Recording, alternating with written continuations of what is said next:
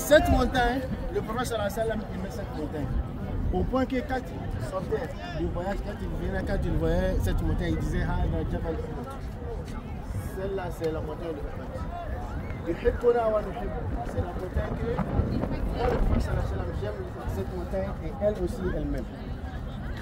Et cette montagne fait partie des montagnes qui seront dans le paradis le jour de la résurrection. Qu'Allah fasse de nous tous les habitants du paradis qu'on puisse voir cette montagne, Inch'Allah, dans les paradis.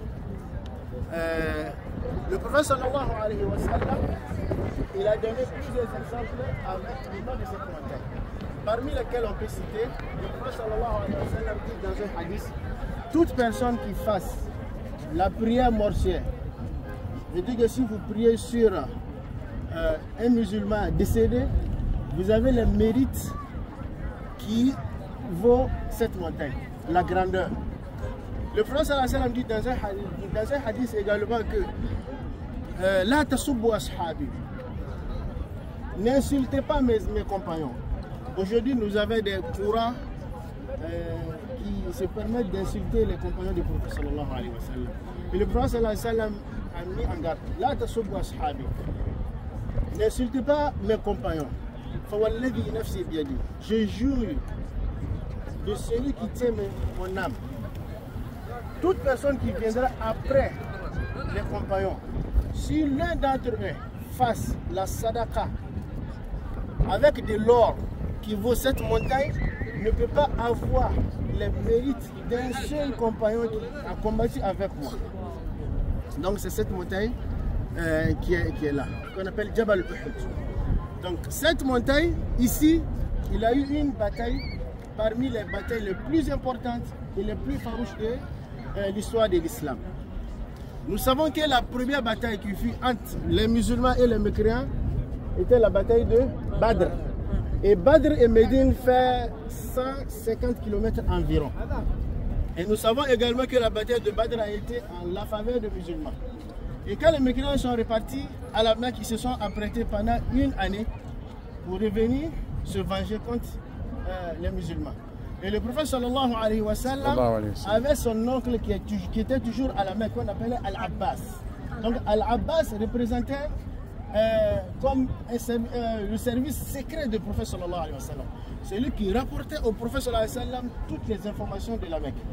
Et le prophète sallallahu alayhi wa sallam ayant reçu l'information que les mécréants sont en train de s'apprêter pour venir attaquer Médine, le prophète sallallahu alayhi wa sallam est sorti avec ses compagnons au nombre de 1000 personnes. Et le prophète sallallahu alayhi wa sallam, avant d'arriver ici, il y a 300 personnes qui se sont repliées. À leur tête, Abdullah ibn Ubay ibn Saloul. D'accord? Donc Abdullah ibn Ubay ibn Saloul, il a fait replier 300 personnes. Ils disent qu'ils ne vont pas aller avec le prophète sallallahu alayhi wa sallam, aller se tuer pour ne rien. D'accord? Donc ils sont répartis et c'est 700 personnes qui sont arrivées ici avec le prophète sallallahu alayhi wa sallam. Donc ces hypocrites sont répartis à Médine. Et le prophète sallallahu alayhi wa sallam est arrivé sur le site avec 700 personnes. Et le prophète sallallahu alayhi wa sallam, il a dévancé les mécréants. Pourquoi le prophète sallallahu alayhi wa sallam a choisi ce site? Si vous regardez, la ville de Médine est située entre deux montagnes. Entre deux montagnes. Et c'est l'entrée ici. Donc le prophète sallallahu alayhi wa sallam, s'il campe ici, il va empêcher ces mécréants de pénétrer dans la ville de Médine. Donc je donne un peu le résumé, quoi. Voilà. L'autre montagne, c'est l'autre qu'on voit là. Voilà. Donc ils sont venus par là. Pardon? Juste une question. Okay. Médine est entre deux montagnes, et l'autre, c'est l'autre c'est tout là-bas. Donc le prophète sallallahu alayhi wa sallam, comme je disais, je donne le résumé. Donc le prophète sallallahu alayhi wa sallam, il a dévancé les mécréants sur ce site. Vous voyez où se trouve la mosquée? Le prophète sallallahu alayhi wa sallam, il a campé où se trouve la mosquée. Une tente qu'on appelle en arabe al-Arish. Donc le prophète sallallahu alayhi wa sallam était sous le Arish. Et il a délocalisé ces 700 personnes en 4 groupes. Al-Maymana, la côté droite, qui se trouve à la droite de la mosquée. Al-Maysara, qui se trouve tout juste à côté de cette petite montagne. Wal-Qalb, ou al-Wasat. Et le centre qui se trouve où le prophète sallallahu alayhi wa sallam était avec quelques compagnons qui l'entouraient. Donc le quatrième groupe, le prophète sallallahu alayhi wa sallam a demandé à 50 personnes qui savent bien tirer les flèches. C'était en quelque sorte les tireurs d'élite. Donc ces 50 personnes, il les a ordonné de monter sur cette petite montagne. Voilà, donc ces 50 personnes, c'était plus haute que ça. C'est avec les régions qui a donné cette forme. Donc ces 50 personnes sont montées sur cette colline. Et le prophète sallallahu alayhi wa sallam va les donner des ordres, des directives. Le prophète sallallahu alayhi wa sallam les a ordonné de rester sur cette montagne, de ne jamais abandonner cette montagne. Et le prophète sallallahu alayhi wa sallam, qu'est-ce qu'il a dit?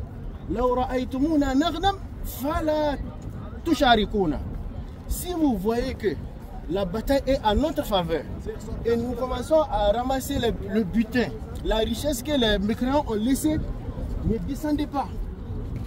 Ne descendez jamais, n'abandonnez pas votre position.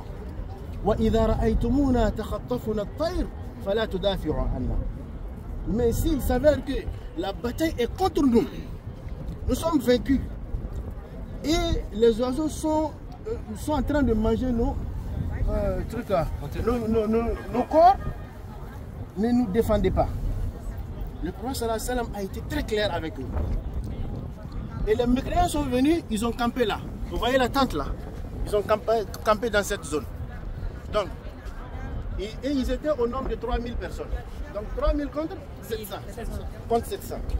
Donc, la bataille a commencé. Ceux qui sont en bas, ils ont lancé l'offensif. Ils ont commencé à tuer les mécréants.